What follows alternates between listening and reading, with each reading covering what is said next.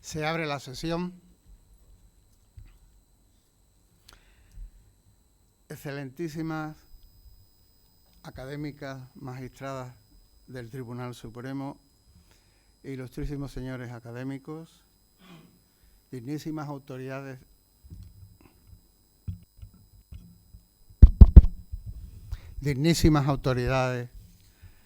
de nuestra ciudad, teniente de alcaldesa que nos acompaña en el día de hoy, entidades benefactoras de la Academia, Fundación Cajasol, Bodegas Williams & Humbert, Fundación La Caixa, señor presidente de la Federación Andaluza de Cámaras de Comercio, señoras, señores, queridos amigos. Al tradicional ciclo académico de esta Real Academia sobre el vino de Jerez, hemos ampliado el punto de mira de acuerdo con la solicitud que en su día nos hiciera el excelentísimo ayuntamiento de nuestra ciudad y en particular el teniente de alcaldesa que hoy nos acompaña para participar activamente en la visión cultural de Jerez como capital española de la gastronomía 2026. En cualquier caso, el concepto moderno de la gastronomía no es entendible sin el acompañamiento imprescindible del vino y, si me lo permiten, del vinagre como ingrediente fundamental e insustituible en la cocina actual. Pues para profundizar en la realidad actual y universal del vinagre, nos acompaña hoy don Joaquín Gómez Veser, que será presentado, como preceptivamente señala nuestro protocolo, por su hermano el ilustrísimo señor don Eduardo Gómez Veser, licenciado en Farmacia por la Universidad de Granada y académico correspondiente electo de esta Real Academia. Tiene la palabra.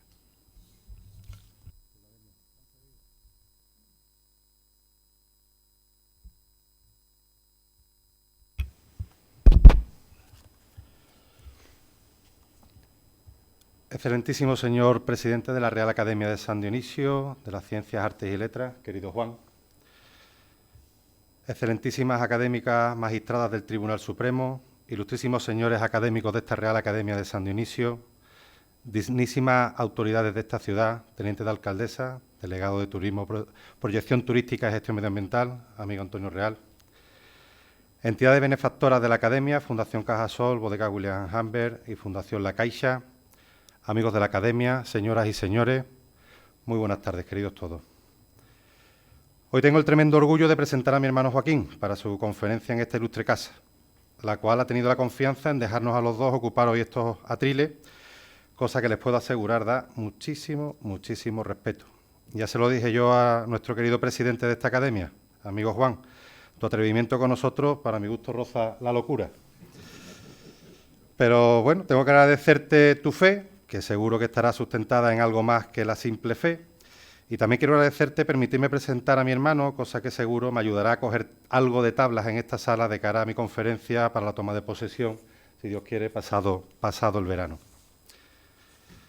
Presentar a un hermano es francamente difícil, y más con el que no solo he compartido mi vida desde la infancia, sino que también comparto el día a día en el trabajo junto a nuestro otro hermano, Mariano, y a mis padres, por lo que voy a intentar ser lo más objetivo posible, aunque mucho me temo que en algunos de los momentos me dejaré llevar por mis sentimientos. Y uno de ellos es, permítanme la licencia de acordarme de mi padre, fallecido hace escasos meses, que estoy seguro que nos estará viendo de ahí del cielo, tremendamente orgulloso, como siempre lo hizo de nosotros, y sin el cual y sin su educación que él y mi madre nos dieron, estoy convencido con toda certeza, Joaquín, que tú y yo hoy no estaríamos sentados aquí. Pues bien, mi hermano Joaquín nació en Jerez en el año 77, en el antiguo Hospital de la Cruz Roja, y realizó sus estudios de juventud en el Colegio La Salle Buen Pastor, de los cuales algunos tenemos por aquí de profesores, de académicos de esta casa.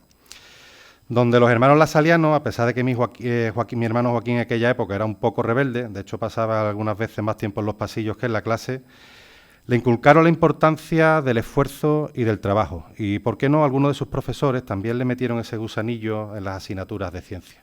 Aunque en esta parte de la ciencia es cierto que nuestra parte también ha tenido mucho que ver.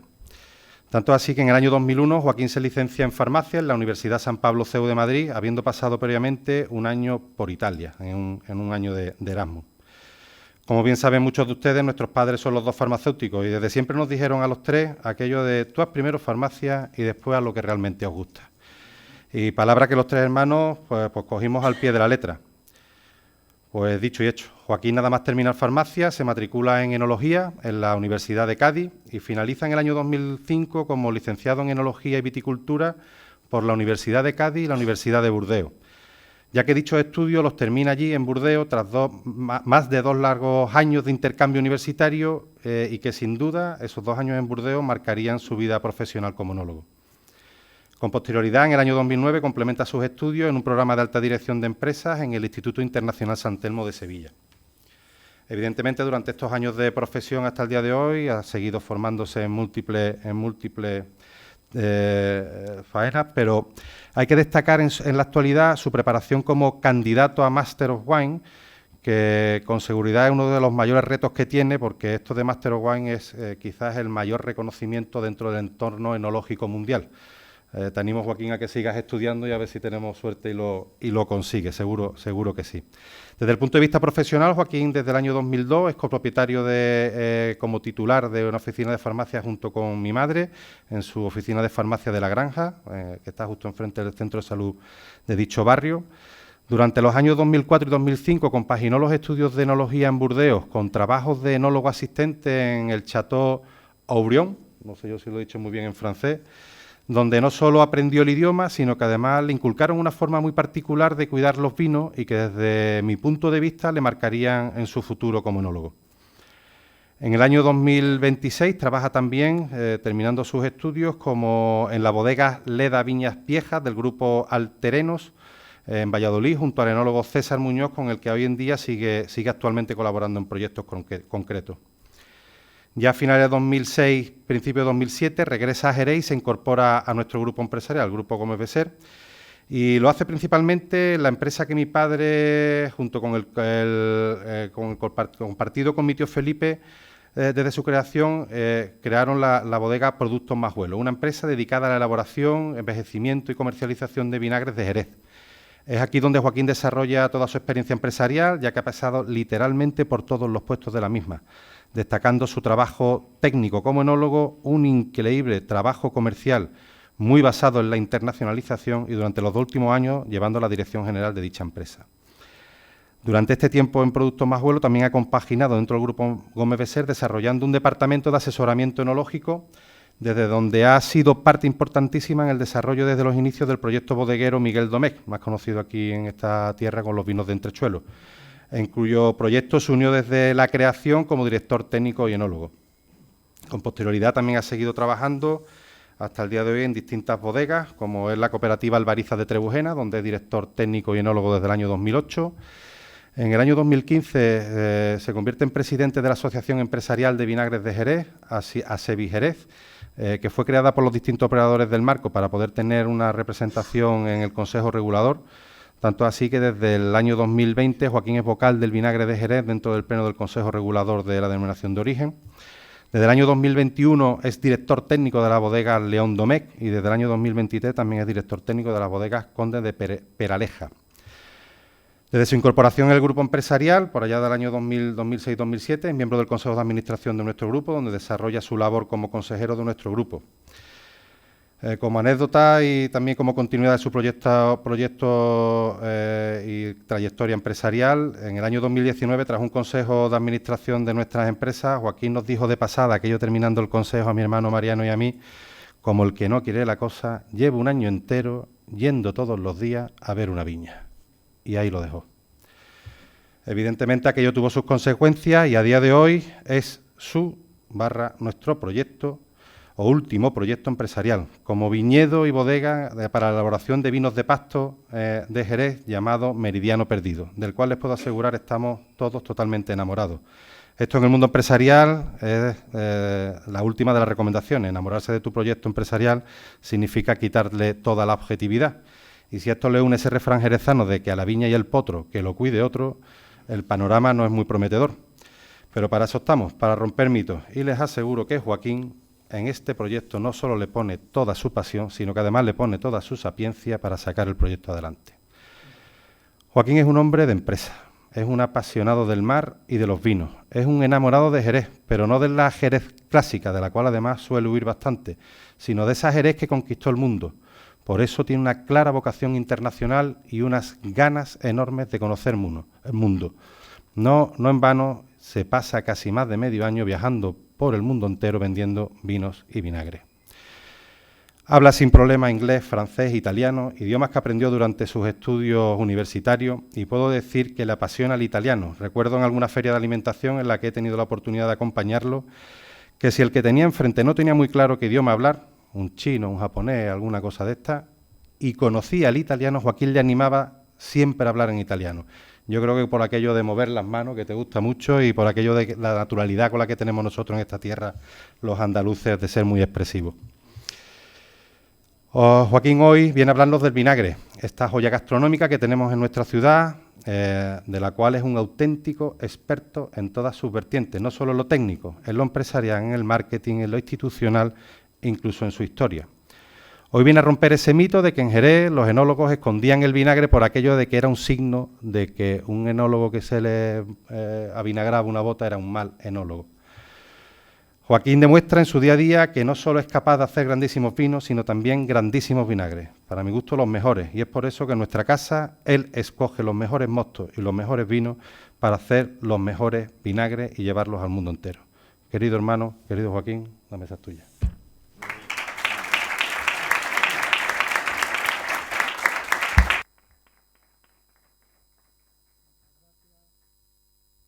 Muchas gracias, ilustrísimo señor, por tan brillante, detallada y yo diría que también entrañable presentación, como no puede ser de otra forma.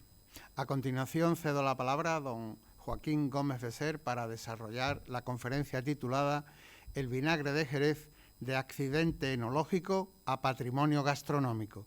Tiene la palabra. Concedida.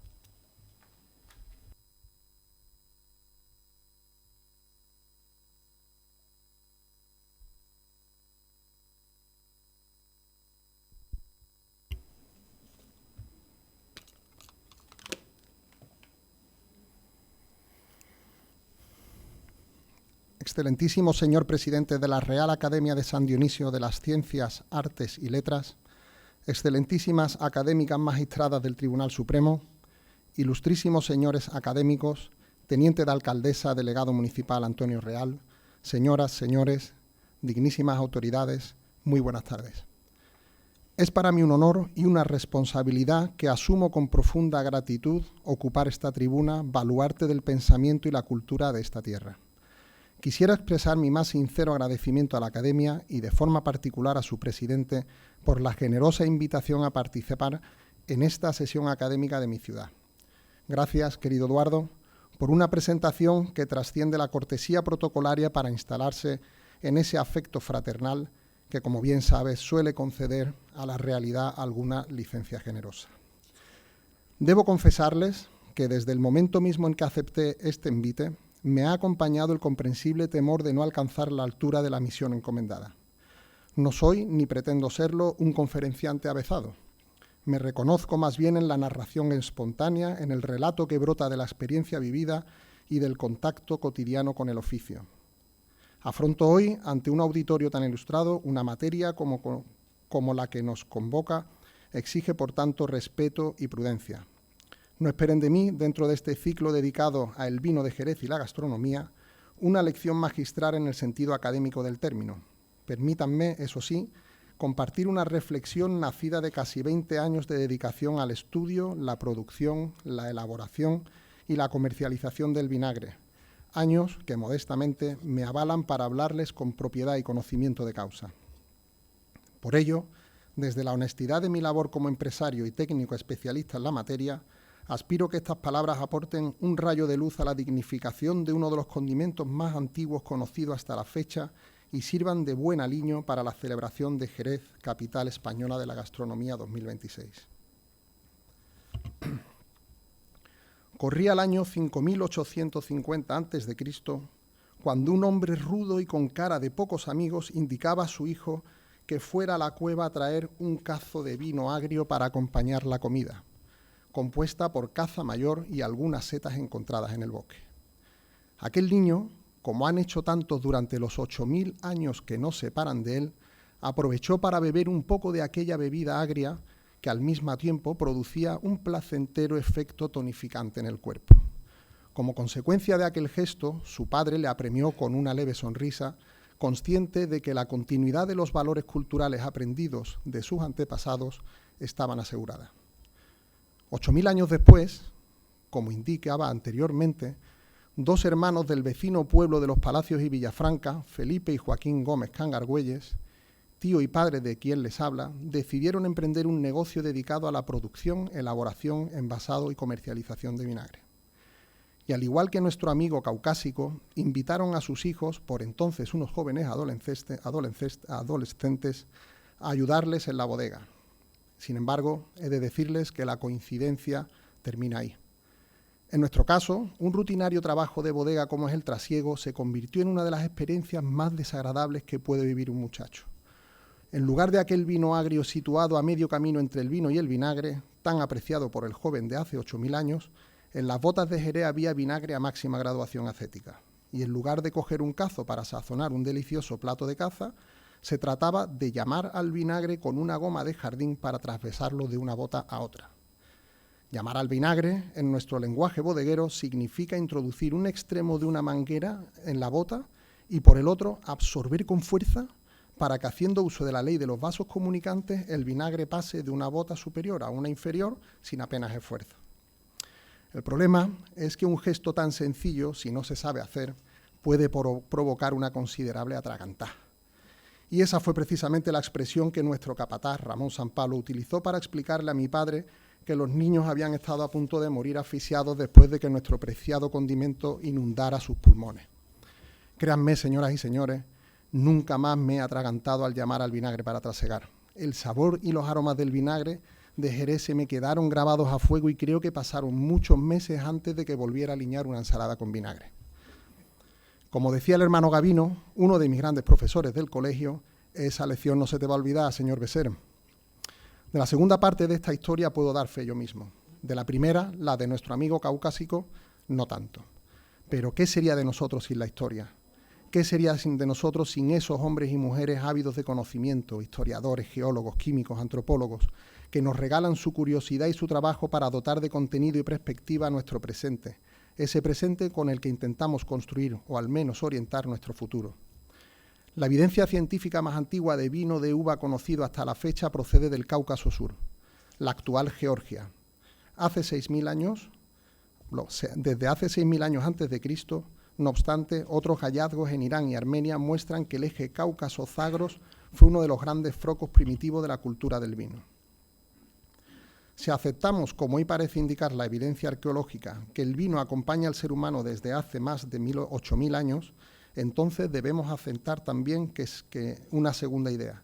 Desde que existe el vino, existe el vinagre.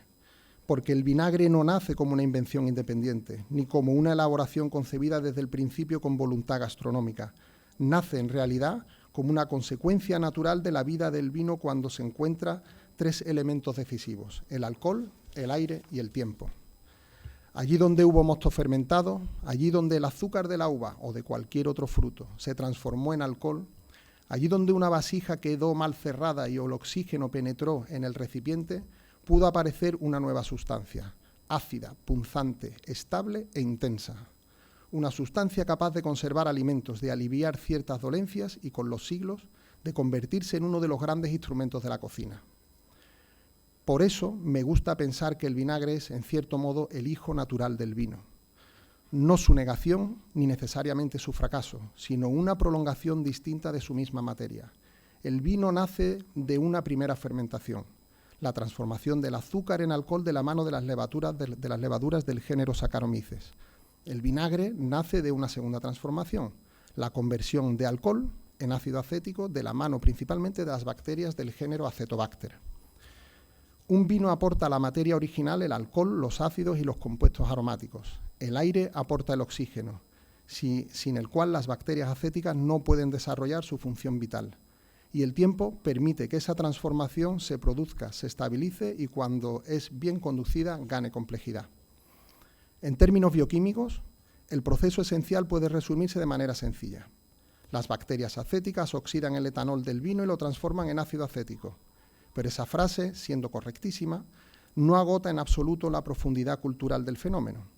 Porque una cosa es describir el proceso químico y otra comprender lo que significó para las sociedades antiguas descubrir que aquel vino alterado no era necesariamente inútil.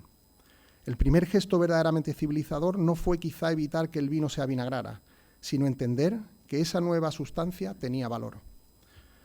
Hay aquí una idea esencial. El vinagre representa una de las primeras lecciones de inteligencia alimentaria de la humanidad. El ser humano no solo aprendió a producir alimentos, aprendió también a interpretar sus transformaciones. Aprendió que la leche podía convertirse en queso, que el grano podía convertirse en pan, que el zumo de uva podía convertirse en vino y que el vino, si encontraba aire y tiempo, podía convertirse en vinagre. En todos esos casos hay una misma lógica. La naturaleza transforma, pero la cultura aprende a dirigir esa transformación. Durante milenios, nadie supo hablar de bacterias acéticas, de oxidación del etanol ni de ácido acético en términos científicos. Sin embargo, las sociedades antiguas conocieron muy pronto los efectos del vinagre. Sabían que era ácido, que refrescaba, que ayudaba a conservar, que equilibraba los alimentos grasos, que podía mezclarse con agua, con miel o con especias. Sabían que alargaba la vida de ciertos alimentos, que aportaba una sensación de limpieza y de energía gustativa y que protegía determinados productos de la corrupción. Quizás nuestros políticos deberían tener una botella de vinagre en sus despachos, ¿verdad? En otras palabras, antes de comprenderlo científicamente, el ser humano comprendió el vinagre por sus usos. La ciencia llegó después, la práctica llegó primero. El vinagre fue conocido antes por la boca, por el olfato, por la necesidad y por la experiencia que por el laboratorio. Se comprendió en la cocina antes que en la química, se integró en la vida cotidiana antes que en los tratados. Fue probablemente uno de los productos que la humanidad aprendió a valorar porque resolvía problemas concretos. Conservar en tiempos de abundancia, condimentar en tiempos de escasez, higienizar en tiempos de incertidumbre y dar placer allí donde la alimentación podía ser monótona. Si el vino expresa una voluntad de celebración, permanencia y vínculo con la tierra, el vinagre añade otra dimensión, la de la utilidad.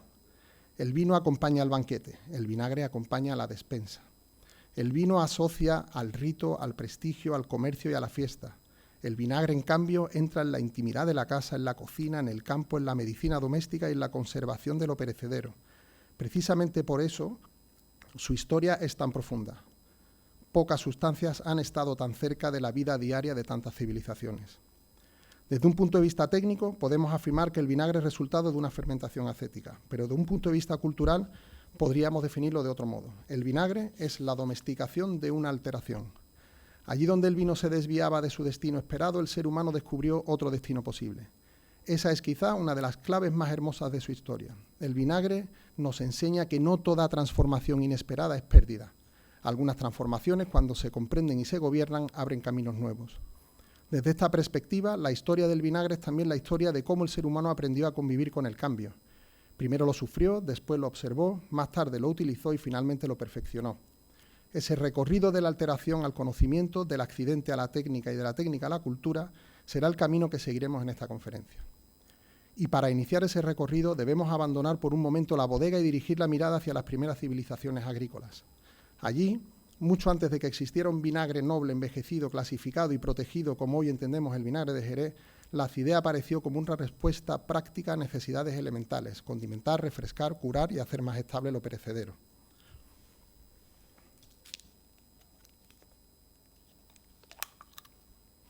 Coño, el taponcito. Estoy a punto de tirarlo. ¿Sí? En Mesopotamia, cuna de escritura y de algunas de las primeras culturas urbanas, la alimentación se organizaba en torno al cereal, la cerveza, los dátiles, las carnes y las hierbas aromáticas. No debemos imaginar el vinagre antiguo únicamente como vinagre de vino. En regiones donde la vid no siempre fue el cultivo dominante, cualquier producto rico en azúcar podría recorrer ese doble camino: primero alcohol, después acidez. Los dátiles o la cerveza de cebada podían dar lugar a líquidos agrios que cumplían funciones semejantes a las del vinagre de vino. La importancia de Mesopotamia no reside solo en aquella consideración, en no reside solo en que allí se conocieran productos fermentados, sino en que allí empieza a escribirse la cocina. Las llamadas tablillas culinarias de Yalé, fechadas en torno al siglo XVIII a.C., conservan algunas de las recetas más antiguas conocidas.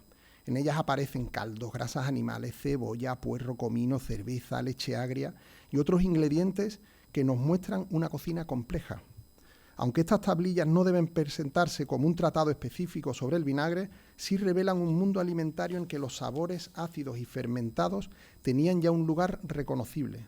La acidez no era un lujo moderno, era una dimensión antigua del gusto y de la conservación. En Egipto, la relación entre vino, fermentación y medicina fue igualmente profunda. Sabemos que el vino existía desde fechas muy tempranas y que las ánforas podían estar cuidadosamente etiquetadas con información sobre procedencia, añada, calidad o responsable de producción. Algunos estudios arqueoquímicos han demostrado, además, que los egipcios empleaban el vino como vehículo para plantas y sustancias medicinales. Esto es importante porque sitúa las bebidas fermentadas no solo en la mesa o en el ritual, sino también en el ámbito terapéutico. En ese contexto, el vinagre, o el vino agriado, debió ocupar un lugar natural. Las fuentes egiptológicas son más complejas de lo que a veces se afirma. Algunos autores han relacionado el término egipcio HMD con el vinagre o con el vino agrio, aunque la interpretación no es unánime. Precisamente por eso conviene ser exactos. Más que afirmar con rotundidad que poseemos una literatura egipcia abundante sobre el vinagre, podemos decir que las evidencias apuntan a que los egipcios conocieron líquidos vínicos acidificados y los integraron en usos alimentarios, conservantes y probablemente medicinales. Lo fundamental para nuestra historia es comprender qué papel cumplía el vinagre en esas primeras sociedades. Ante todo, fue una herramienta de supervivencia. En un mundo sin refrigeración, donde el calor, el transporte y el tiempo amenazaban constantemente la estabilidad de los alimentos, la acidez era una aliada. Permitía conservar vegetales, ayudaba a hacer más seguros algunos alimentos, aportaba frescor en climas cálidos y podía mezclarse con agua, miel, hierbas o sal para obtener bebidas, remedios o condimentos. Por eso, cuando hablamos de los primeros vinagres de la humanidad, no debemos pensar todavía en un producto gastronómico en sentido moderno. Debemos pensar en algo anterior y más radical, el descubrimiento de que la acidez podía ser útil. El vinagre fue, antes que el refinamiento, una respuesta inteligente a la fragilidad de los alimentos. Fue una forma de prolongar vida de lo perecedero, de ordenar el exceso de la cosecha, de transformar comida, de condimentar lo sencillo y de convertir una alteración natural en recurso cultural. En ese sentido, el vinagre pertenece a la misma familia civilizadora que el pan, el queso, la cerveza o el vino. Todos ellos nacen de una negociación entre la naturaleza y la cultura. La naturaleza fermenta, el ser humano observa, repite, corrige y convierte esa transformación en técnica. Así, lo que pudo haber sido simplemente un líquido agrio, nacido del descuido o del azar, se convirtió en uno de los primeros instrumentos de conservación, medicina doméstica y cocina de la humanidad. Desde esas primeras civilizaciones agrícolas, en las que la acidez aparece como una aliada frente a la fragilidad de los alimentos, el vinagre entra poco a poco en una fase nueva. Deja de ser solo una práctica doméstica, probablemente transmitida por experiencia, y empieza a aparecer en textos. Es decir, comienza a formar parte de la cultura escrita. Y cuando una sustancia entra en la escritura, en la medicina, en la cocina, en la agricultura o en la literatura, deja de ser únicamente un uso y se convierte también en una idea.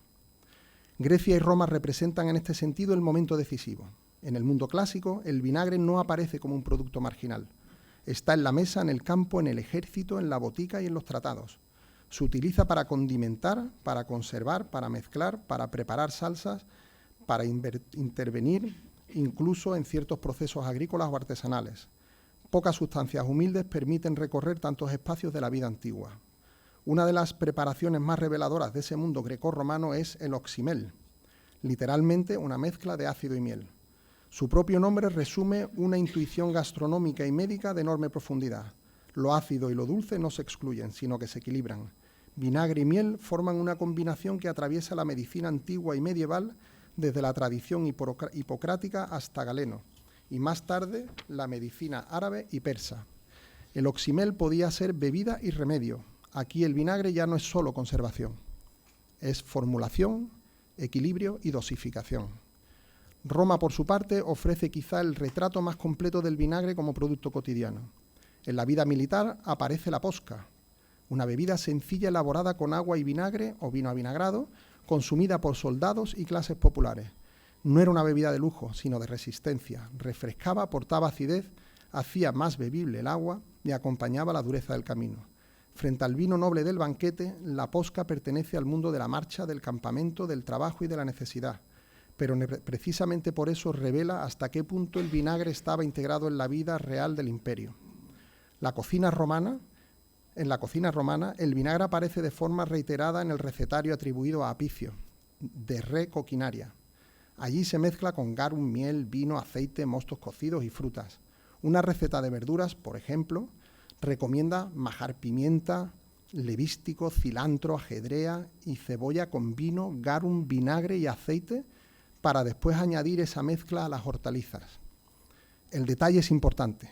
El vinagre no actúa solo como un ácido aislado, sino dentro de un sistema gustativo complejo donde conviven salinidad, grasa, dulzor, especias, hierbas y fermentación. En Apicio, el vinagre no corrige simplemente, estructura el sabor. También en Roma encontramos a Columela, cuya presencia resulta especialmente significativa para nosotros. Lucio Junio Moderato Columela, nacido en Gades, es uno de los grandes agrónomos del mundo romano y en su De Res Rustica constituye una de las obras fundamentales de la literatura agrícola antigua. Para una conferencia pronunciada en Jerez, no es un autor cualquiera, es una voz hispana, gaditana, profundamente vinculada al campo, al cultivo, a la transformación de los frutos y al conocido práctico de la agricultura. En el libro 12 de Res Rustica, Columela dedica un pequeño capítulo a la elaboración del vinagre de higos. Lo introduce con una observación preciosa. Hay regiones en las que escasea el vino, y por ello también el vinagre. La frase, en apariencia simple, es enormemente reveladora.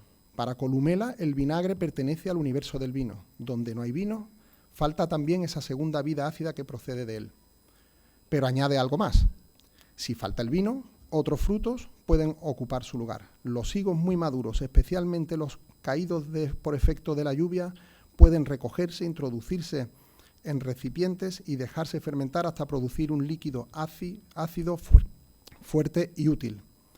Es una lección de adaptación agrícola. Cuando falta la vid, el ingenio transforma otro fruto en vinagre.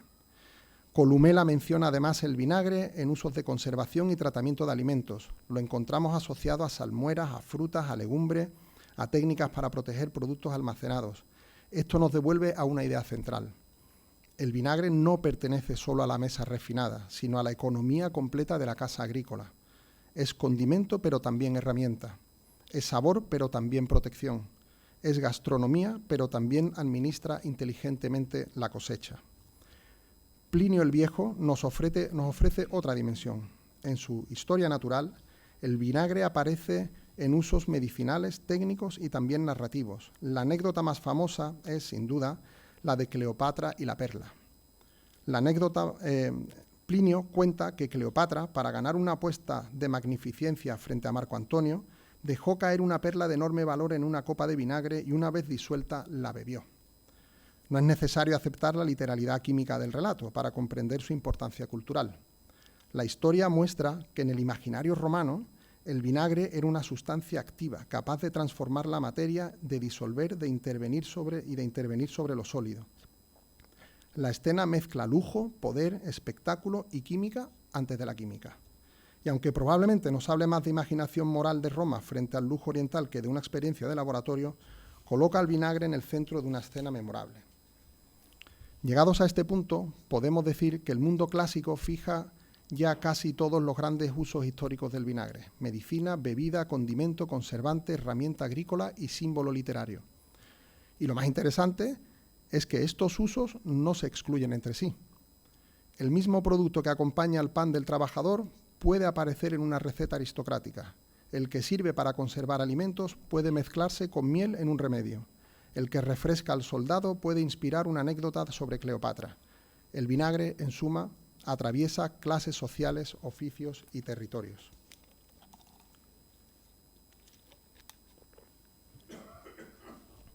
Tras Roma, la historia del vinagre no se interrumpe. Al contrario, se transforma. En la tradición cristiana, en la medicina monástica, en la cocina popular y de manera muy especial en el mundo islámico, el vinagre conserva su lugar. Para nosotros, esta transición resulta particularmente importante, porque hablar de Jerez exige hablar también de Al-Ándalus, de la transición de saberes y de esa compleja herencia mediterránea en la que agricultura, medicina, cocina y ciencia se comunican constantemente. En la tradición islámica, el vinagre aparece dignificado por una frase muy conocida recogida en Sahih Muslim. Cuando al profeta Mahoma le ofrecen únicamente vinagre como condimento, responde: «Qué buen condimento es el vinagre». La frase es sencilla, pero culturalmente muy potente. En ella no hay lujo, no hay sofisticación aparente, no hay artificio. Hay pan, austeridad y reconocimiento de un sabor esencial. El vinagre se presenta como alimento suficiente, como acompañamiento digno, como condimento noble en su humildad. Pero el mundo islámico no solo conserva el vinagre como alimento, también lo integra en una tradición médica y científica de enorme influencia. La mezcla de vinagre y mel, conocida en el mundo grecolatino como oximel y en la tradición persa y árabe como sekanjabin, atraviesa siglos de medicina. Se empleó como bebida medicinal, como jarabe, como vehículo de hierbas. Aquí de nuevo la continuidad. Lo que Grecia y Roma habían conocido, la medicina árabe y persa lo recoge, lo reformula y lo transmite. Y junto a la medicina aparece la alquimia. En este punto conviene ser precisos, porque la historia de la ciencia exige cautela. Se ha repetido con frecuencia que Jabir ibn Hayyan, conocido en Occidente como Geber, concentró el ácido acético a partir del vinagre mediante destilación. La afirmación es sugerente y encaja bien con la importancia de la alquimia árabe en el desarrollo de técnicas como la destilación, la sublimación, la cristalización o la filtración. Sin embargo, la figura de Jabir es históricamente compleja. Bajo su nombre se agrupa un amplio corpus de textos. Algunas obras fueron traducidas al latín, otras se atribuyeron posteriormente a Geber. Y los especialistas advierten que no siempre podemos identificar con seguridad una sola mano, una sola fecha o una sola autoría. Por eso, en una exposición rigurosa, quizá lo más honesto no sea decir simplemente Jabir descubrió el ácido acético, sino la tradición alquímica árabe asociada al corpus jabiriano y a la posterior recepción latina de Geber fue decisiva para transformar el conocimiento empírico de sustancias como el vinagre en una mirada más analítica sobre los ácidos, la destilación y la composición de la materia. Es decir, el vinagre empieza a dejar de ser solo un producto útil para convertirse también en un objeto de observación química. Esta cautela no le resta importancia al mundo árabe, al contrario, lo engrandece, porque su aportación esencial no consiste únicamente en una fecha o en un descubrimiento aislado, sino en algo más profundo, la creación de un lenguaje experimental.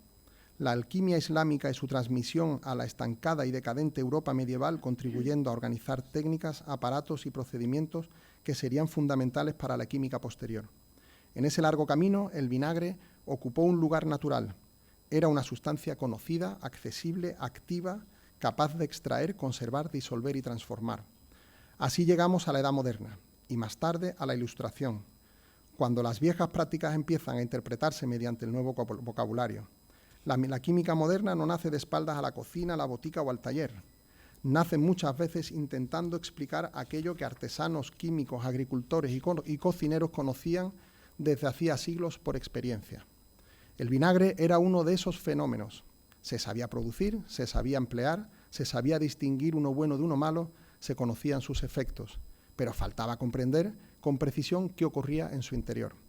En el siglo XVIII y el siglo XIX marcan ese cambio. La química comienza a identificar, aislar y clasificar sustancias. Los ácidos dejan de ser únicamente sabores o comportamientos observables y pasan a formar parte de una explicación más sistemática de la materia. En el caso del vinagre, el interés se dirige hacia su componente esencial, el ácido acético.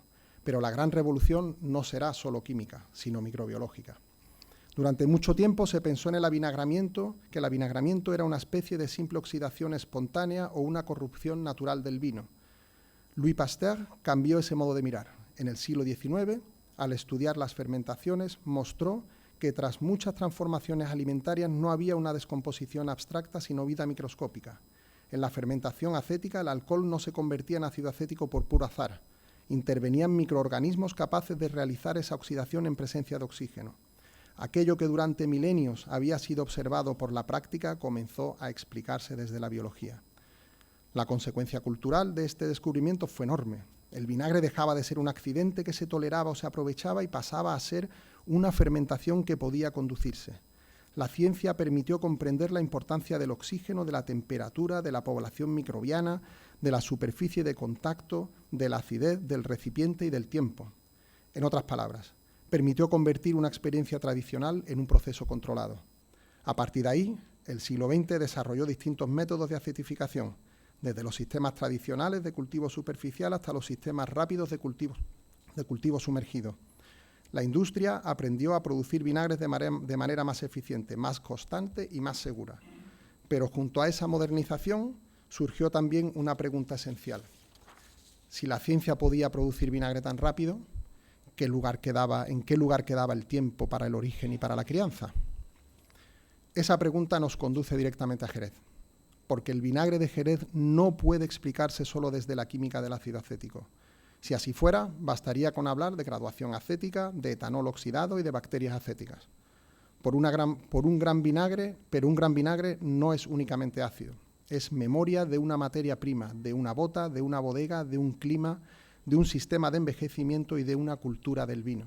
Y en ese terreno, Jerez posee una singularidad extraordinaria. El nacimiento del vinagre de Jerez como producto singular se entiende a partir de una condición previa, la existencia de una de las culturas vitivinícolas más originales de Europa. Los vinos del Marco, con su crianza biológica y oxidativa, con su relación íntima con el aire y con la madera y con el tiempo, generaron un paisaje técnico y sensorial único. En ese paisaje, el vinagre no aparece como un cuerpo extraño, sino como una derivación natural de la propia civilización bodeguera jerezana. Durante mucho tiempo, el vinagre fue considerado un producto secundario. En muchas bodegas formaba parte de la economía interna, de los aprovechamientos, de aquello que nacía del vino pero no ocupaba el lugar central del vino. Sin embargo, a esa condición secundaria no significa ausencia de valor. Al contrario, permitió que el vinagre se fuera formando dentro de una cultura que ya sabía criar, seleccionar, clasificar, mezclar y esperar. Jerez no inventó el vinagre, pero sí le aplicó una inteligencia bodeguera muy particular. La singularidad del vinagre de Jerez nace, en primer lugar, de su materia prima, vinos procedentes del Marco. Nace también de la bota, nace de las bodegas donde el aire, la temperatura, la humedad y la arquitectura tienen un papel propio. Y nace, sobre todo, del sistema de criaderas y soleras. El vinagre envejece, pero no envejece en soledad. Dialoga con generaciones anteriores de vinagre, igual que los vinos de Jerez dialogan con sus propias escalas del tiempo. Este punto es fundamental. En Jerez, el tiempo no se mide solo en años, se organiza en sistemas. La solera no es únicamente una técnica de envejecimiento, es una manera de pensar.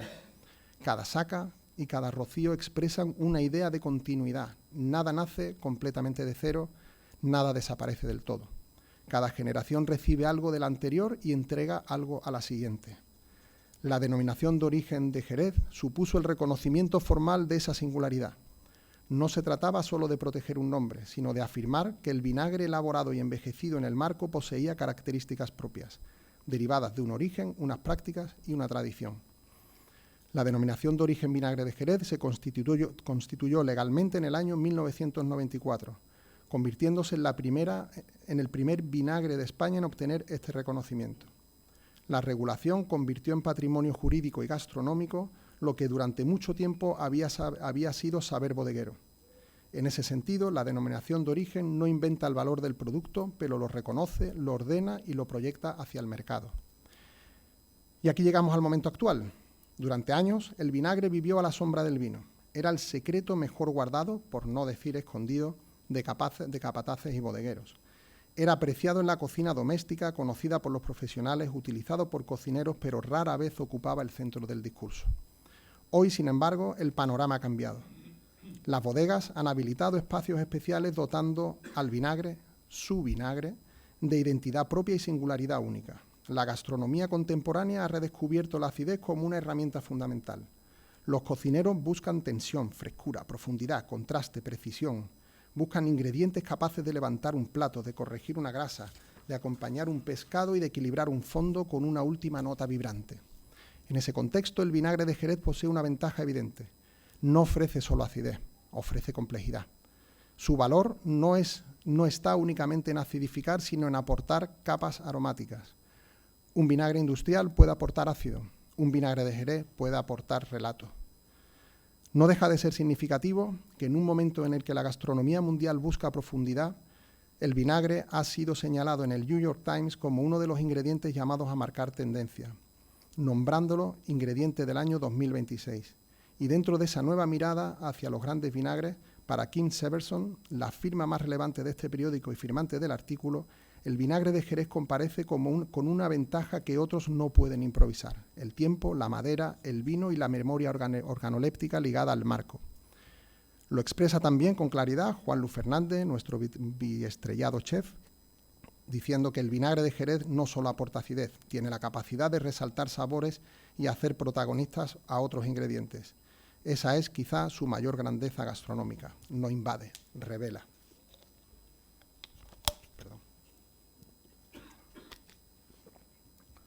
Permítame aterrizar con algunos números la realidad del vinagre a distintos niveles.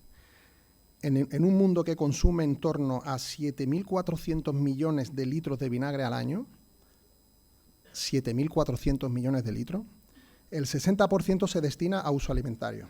El otro 40% se destina a esas industrias químicas y de la medicina de las que hemos hablado anteriormente. Excluyendo los usos no alimentarios, el vinagre destinado al consumo humano en el mercado mundial en el año 2025 puede estimarse en torno a 4.400 millones de litros anuales, según publicó The Global Market Insights en su resumen de mercados de este último mes de abril.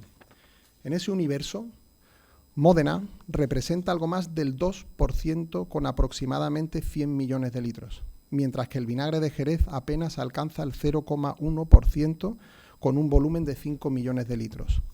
Si lo pasamos a valor económico, el condimento balsámico italiano es líder con casi el 34% del mercado y Jerez queda nuevamente diluido.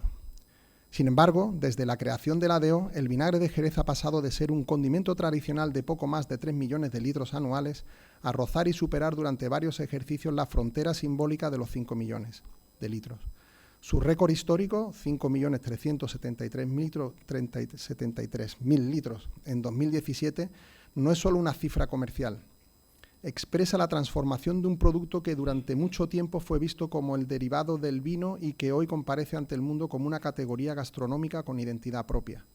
Y para que entiendan el peso que hoy día dentro de la estructura del marco de Jerez tiene el vinagre, para producir esos litros se necesitan 7,8 millones de kilos de uva, que traducidos al rendimiento medio de los últimos 5 años de nuestros viñedos, nos llevan a que 900 de las 6.500 hectáreas productivas del marco se destinan íntegramente a la producción de vinagre, lo que supone casi el 14% de la superficie total. Por lo tanto, la transformación empresarial del condimento jerezano no es solo comercial, es cultural. Significa que empezamos a mirar el vinagre con categorías que antes reservamos casi exclusivamente al vino. El vinagre deja de ser un simple ingrediente de despensa y empieza a ocupar un lugar dentro de la cultura social y de conservación de nuestro patrimonio vitivinícola. Así que menos molinos y placas solares y más vinagre, señores. La internalización refuerza ese cambio. En mercados gastronómicos exigentes, donde se valora cada vez más el origen y la autenticidad, el vinagre de Jerez tiene la capacidad de presentarse como algo más que un producto ácido. Es una expresión del marco, es una forma de contar Jerez desde la cocina. Allí donde quizá el consumidor no empieza por una copa de fino, manzanilla o amontillado, puede entrar en contacto con esta cultura a través de una ensalada, un escabeche, un plato vegetal, una carne o incluso una bebida sin alcohol. La cocina actual, además, ha ampliado enormemente el campo de acción del vinagre. Ya no hablamos solo de aliños, hablamos de marinados, encurtidos, escabeches, coctelería sin alcohol. En todos esos usos, el vinagre de Jerez puede actuar como puente entre tradición y modernidad. A la vista, el concurso Cocina con Esencia, que nuestro Consejo Regulador promociona anualmente para que los jóvenes talentos de la cocina formulen sin complejos nuevas elaboraciones con vinagre. Pero para que ese futuro sea sólido, es necesario contar bien su historia. El vinagre de Jerez no debe presentarse únicamente como un complemento de vino de Jerez, ni como un producto menor nacido de una desviación. Debe explicarse como lo que es, una culminación distinta de la misma cultura. Una cultura que aprendió a convivir con el aire, a gobernar el tiempo, a utilizar la madera, a aceptar la transformación y a convertir la acidez en identidad. Quizá por eso el vinagre resulta tan adecuado para hablar de Jerez, porque Jerez ha sido siempre una ciudad de transformación, de mostos que se convirtieron en vinos, de vinos que se crían bajo velo o contacto con el oxígeno, de botas que conservan memorias sucesivas, de oficios que pasan de generación en generación, de una gastronomía que une lo humilde y lo refinado. El vinagre de Jerez pertenece plenamente a esa lógica, nace de la viña, pero no se limita a ser consecuencia. Nace de la acidez, pero no se agota en ella. Nace de la tradición, pero encuentra hoy nuevos lenguajes. Si al comienzo decíamos que el vinagre fue una herramienta de supervivencia, ahora podemos decir que el vinagre de Jerez es una herramienta de identidad. Conserva algo de aquel origen antiguo, la utilidad, la acidez, la capacidad de proteger y de transformar, pero él eleva mediante la crianza y el origen y la cultura gastronómica. En él conviven la memoria de las primeras fermentaciones y la picardía de un joven caucásico que buscaba tonificarse, convivían con la sabiduría agrícola romana, la mirada médica y alquímica del mundo árabe, convivían la explicación científica de Pasteur y, por supuesto, la sensibilidad contemporánea de la cocina.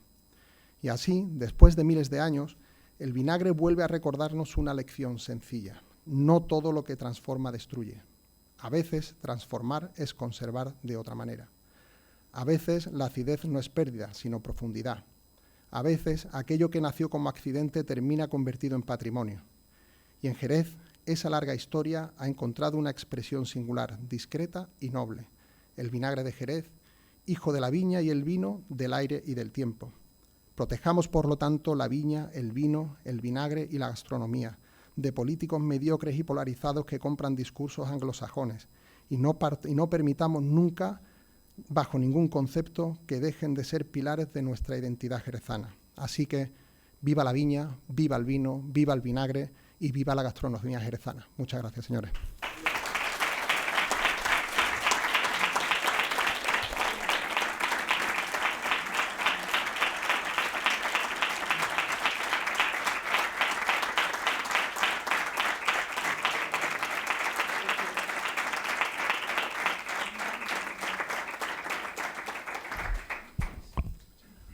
Muchas gracias, querido Joaquín, por tan magnífica conferencia.